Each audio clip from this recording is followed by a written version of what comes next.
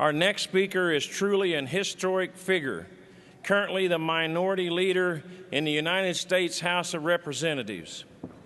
She served as the Speaker of the House in the 110th and 111th Congresses. In 2004, she received an American Legion Unsung Hero Award at our Washington conference.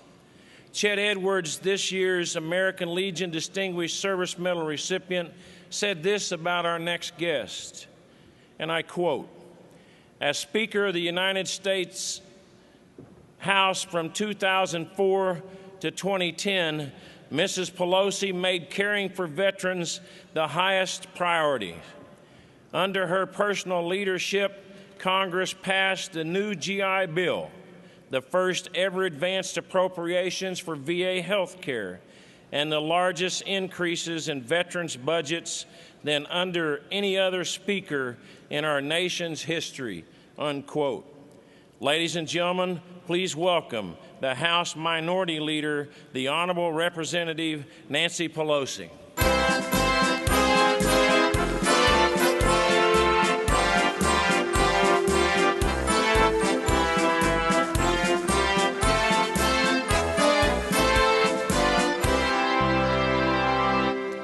Good morning. Thank you, National Commander Jimmy Foster. It is my honor to join some of my colleagues who've already spoken to bring greetings and thanks of the Congress of the United States to you, Commander Foster, and to all of the Legionnaires.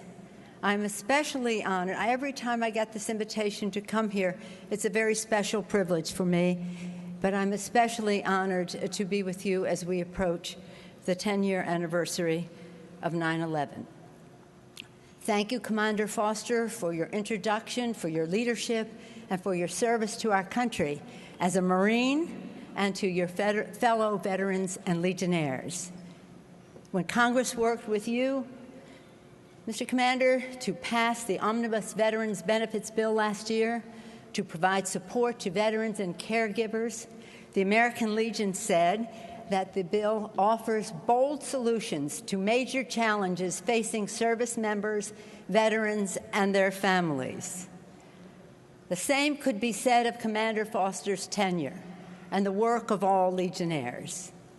Bold leaders for your communities, committed to helping your fellow men and women in uniform face every challenge, overcome any obstacle, and succeed.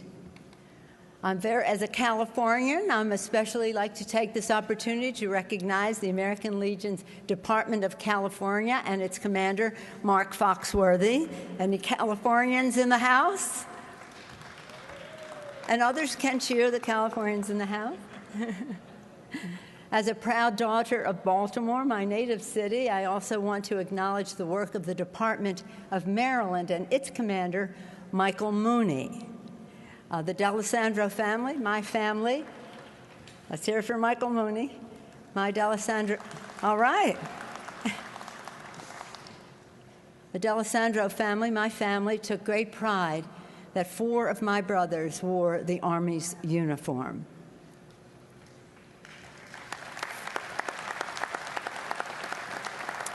On behalf of my colleagues, I want to thank you. For everyone who served with Chet Edwards in Congress knew of his leadership. And we want to thank you for awarding the Distinguished Service Medal, the Legion's highest civilian honor, to Chairman Chet Edwards, who's here with us on the stage today. Where'd he go? Chet. When he was in the House, he served admirably as chairman of the Military Construction and Veterans Affairs Appropriations Subcommittee, leading to the charge to provide the VA with advanced appropriations, thank God for Chet Edwards, authorizing the largest ever increase in veterans' health care. And even before he was chairman, he played a key role in crafting and passing the landmark post-9/11 GI Bill.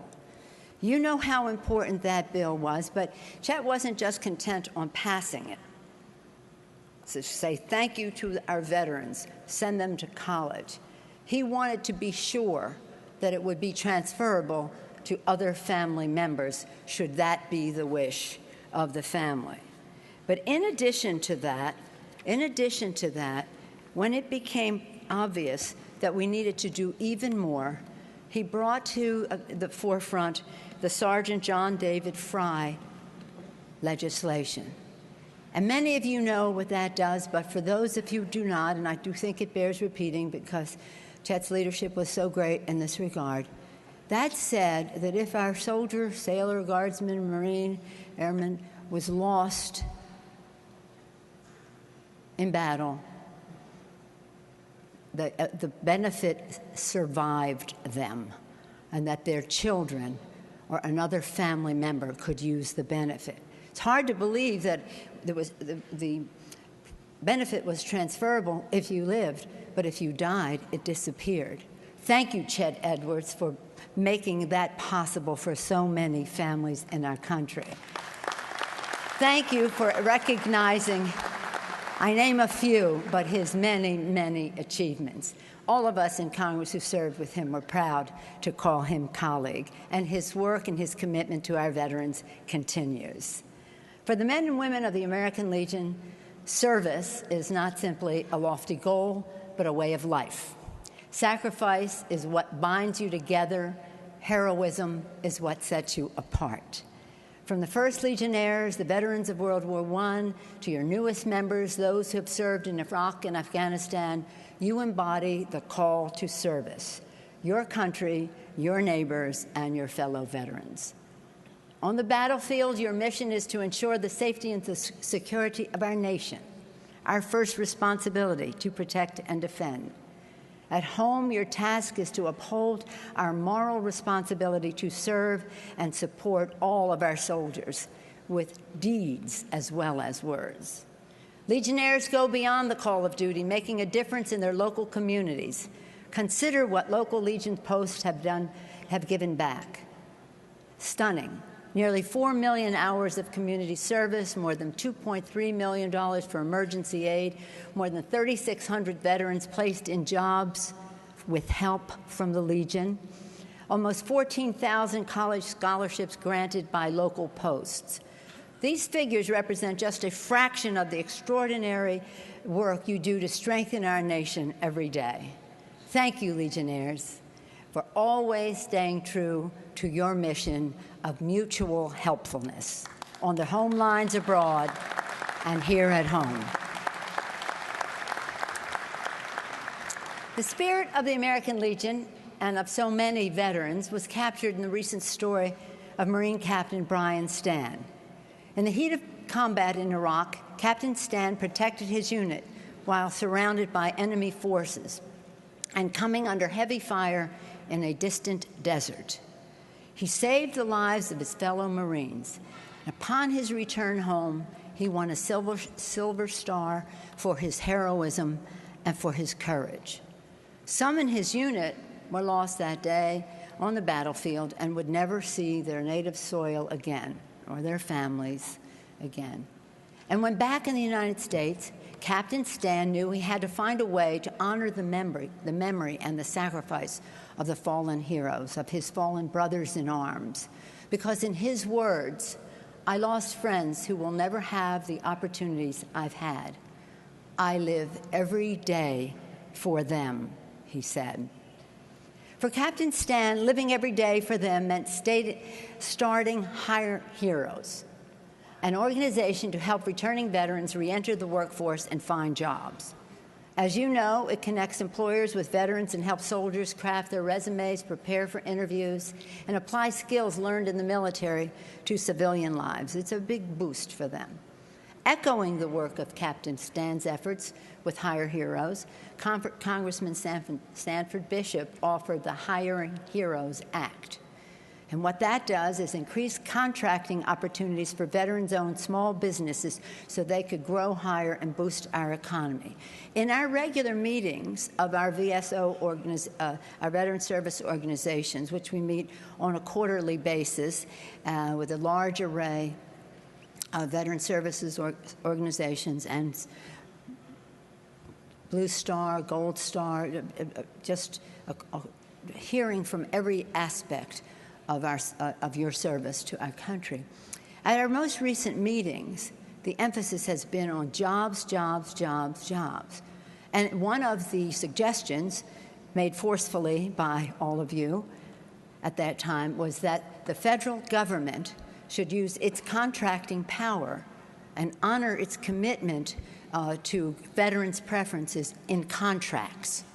It's a wonderful thing to create jobs, to be a model to the country and ask businesses to do so, and we support all of those initiatives.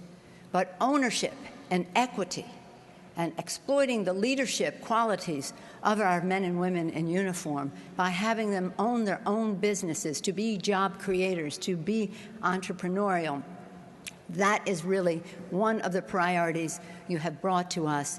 It's one that we will fight for, and it is contained in the Hiring Heroes legislation, which also helps veterans obtain good jobs by strengthening training initiatives and encouraging businesses and government contractors to hire the men and women of our armed forces.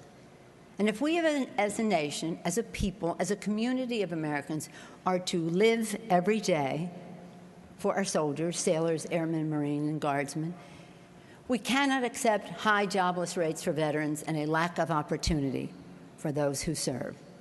We must make certain job creation and economic growth are a priority for our veterans and for our country. Congressman Tim Walz, whom you heard from this morning, the highest-ranking enlisted soldier ever to serve in Congress, introduced a bill to cut bureaucratic red tape and offer employers a tax credit for hiring unemployment veterans discharged from the military in the last 5 years, the veterans of Iraq and Afghanistan. We have a Make It in America initiative, a plan to create jobs and strengthen our manufacturing, industrial, and technological base. It is a national security issue that we stop the erosion of our manufacturing base in our country. We must be self-reliant. We cannot defend our country if we are depending on other countries to supply us with the means to produce what we need to defend.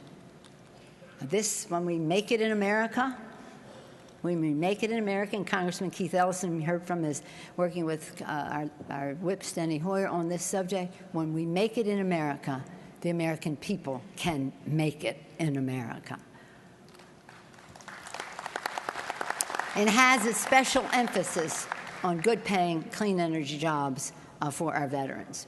Supporting our veterans is a bipartisan cause. That's the beautiful part of it. It's a place where we can all come together. I know you heard from the chairman of the House Veterans Affairs Committee this morning, Jeff Miller.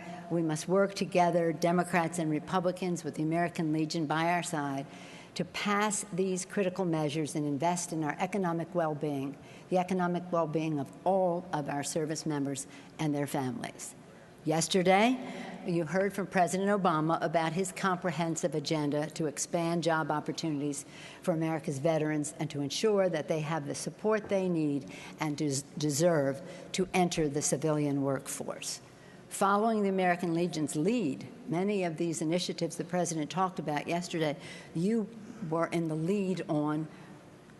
Chairman Ched Edwards put into legislative form, and now it's into better public policy to improve the lives of our veterans.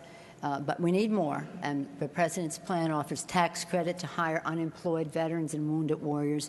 That's one of your, on your agenda. Challenges the private sector to do their part to hire and train veterans and their spouses.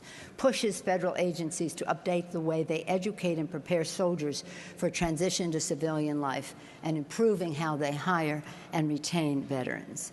These steps are critical to our community of veterans and to the strength of our economy.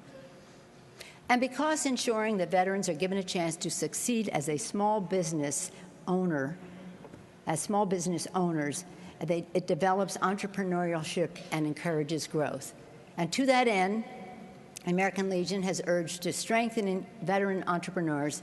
The Legion is pushing Small Business Administration to boost outreach to veteran-owned businesses, encourage and aid their growth, and ensure that they can access the capital they need to expand and to hire and to thrive. In the weeks ahead, as you know, you've been hearing about it all over, I'm sure, Congress will take up the budget at a table of 12. 12 people sitting around that table. I want the American Legion and all of America to know that the values of America's veterans will have a strong presence at that congressional table. I want to assure you that as we reduce the deficit, and we must reduce the deficit, America's veterans will not be shortchanged. The job of creation and economic growth must prevail. And meeting the needs of our veterans is not an issue for us at that table. It is a value of the American people that we will protect in those negotiations. Our work will not be complete until every American who has fought for our country abroad can find a job when they come home. We must build a future worthy of our veteran sacrifice. We must build an economy that welcomes our service members home with an opportunity, a paycheck, and a fair shot to succeed. Working with Secretary Shinseki and the American Legion, we can continue to make progress for the health, stability, and security of our veterans. With your voices, your advocacy, your leadership, we can meet today's challenges, putting veterans to work, and in doing so, strengthening the economy for all Americans. In every way, in all that you do, you are a source of strength to America. Americans' veterans have earned our respect by their actions, their bravery, and their valor, their willingness to step forward and serve on our behalf. In the words of one former Marine, I do believe that we have something to contribute. We know how to lead. In this spirit, the willingness to contribute, the desire to lead, the urge to give back, that characterizes millions of service members. It certainly characterizes the American Legion. You believe in the potential of our country. You live by the values that make our military the finest fighting force in the world, and that will make our economy a bastion of prosperity. We must make certain that our nation lives up to the ideals protected and preserved by those who serve as a beacon of opportunity for all, as the land of the free and the home of the brave. As Captain Stan said, we must live every day for them, for the men and women who volunteer, who put their lives on the line, who fight on distant shores so that we can know safety, security, and freedom here at home. Together with the American Legion, we will continue to uphold our solemn pledge. As the military says, on the battlefield, we will leave no soldier behind. We say, and when they come home, we will leave no veteran behind.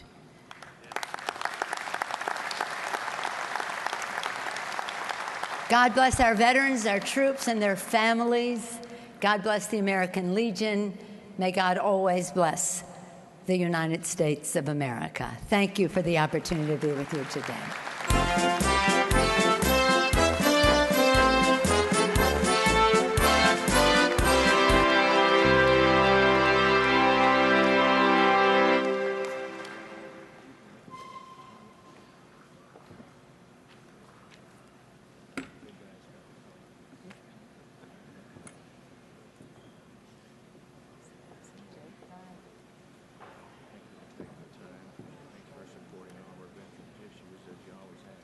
Thank you.